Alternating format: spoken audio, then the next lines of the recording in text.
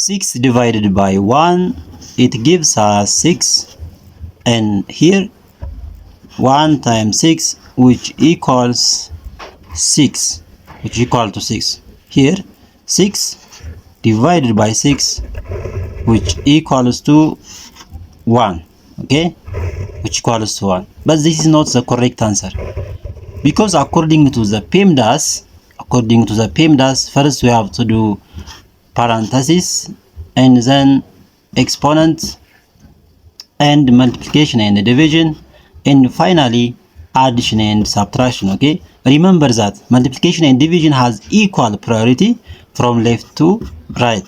The same is applied to addition and subtraction. In this expression, there is one division and one parenthesis and one multiplication here. Okay, one multiplication here.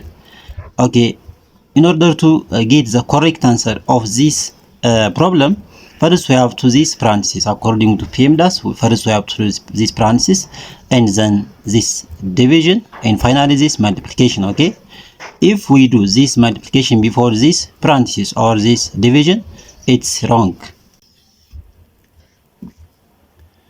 Therefore, first we have to do this parenthesis. So 6 divided by 1, it gives us 6. Okay, then 6 divided by 1 times 6.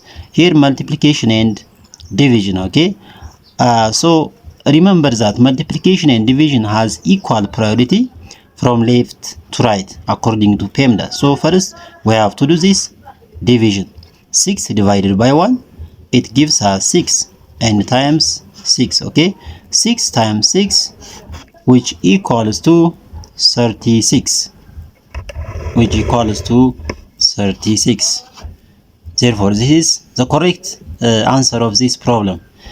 Therefore, the correct answer of this problem is 36.